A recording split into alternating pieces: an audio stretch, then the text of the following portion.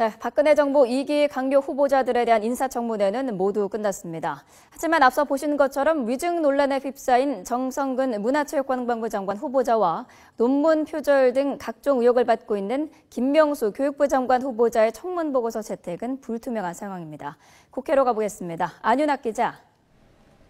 네, 국회에 나와 있습니다. 네, 먼저 인사청문회 소식부터 전해주시죠. 네, 박근혜 정부 2기 강요 후보자 8명 가운데 현재까지 5명이 국회 상임위에서 청문 보고서가 채택돼 인사청문 절차가 마무리됐습니다. 남은 3명 가운데 특히 청문 보고서 채택이 불투명한 것은 정성근 문화체육관광부 장관 후보자와 김명수 사회부총리 겸 교육부 장관 후보자 2명입니다. 국회 교문위는 잠시 뒤 전체 회의를 열어 두 후보자에 대한 청문 보고서 채택을 논의할 예정입니다. 그렇지 않아도 잦은 음주운전 전력으로 물의를 빚었던 정성근 후보자는 이번에는 위증으로 도마에 올랐습니다.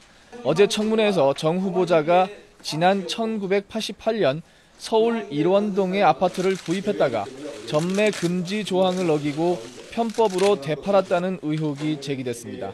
정 후보자는 오전에는 실제 거주했다고 답했다가 오후에는 너무 오래된 일이라 기억을 하지 못했다며 결과적으로 거짓말을 하게 됐다고 의혹을 사실상 인정했습니다. 이에 야당 의원들은 정 후보자가 장관 후보직 자진 사퇴를 요구하며 반발했고, 여당 의원들은 후보자가 사과했음에도 청문회를 악의적으로 중단시켰다고 맞서며 청문회는 결국 파행됐습니다. 또 김명수 후보자는 논문 표절, 연구비 가로채기 등 각종 의혹에 이어 자질 11호까지 논란이 번지자 여권 내부에서조차 부정적인 기류가 확산되고 있습니다. 청문 보고서가 채택되지 않은 3명 가운데 정종섭 안전행정부 장관 후보자는 오후에 국회 안전행정위원회 회의에서 보고서 채택 여부가 결정될 예정입니다. 앞서 최경환 경제부총리 겸 기획재정부 장관, 최양희 미래창조과학부 장관, 이병기 국정원장, 이기권 고용노동부 장관, 김희정 여성가족부 장관 후보자의 청문 보고서는 국회 처리 절차를 거쳤습니다.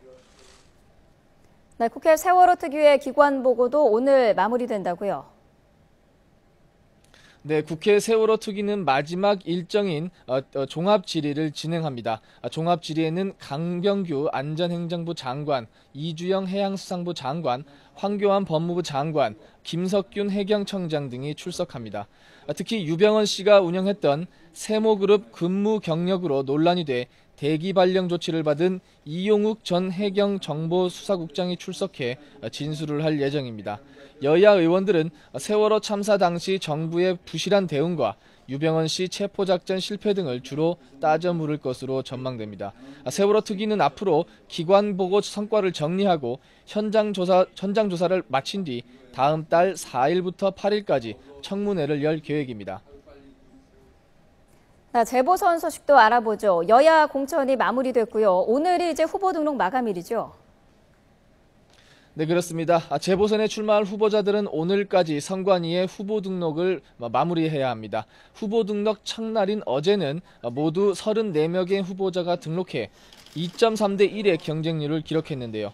이번 선거는 역대 재보선 가운데 가장 규모가 커 미니 총선으로 불리는 데다 선거 지역도 서울 동작을과 경기 수원 3곳, 부산과 광주, 대전 등 골고루 퍼져 있어 하반기 전국의 최대 분수령이 될 전망입니다.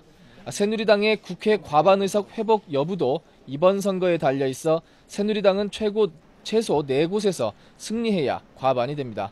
야권 연대 성사 여부도 관전 포인트입니다. 여야의 공천 작업이 모두 마감된 가운데 공식 선거운동은 후보자 등록 마감 뒤인 17일부터 선거일 직전 자정까지 13일 동안 진행됩니다.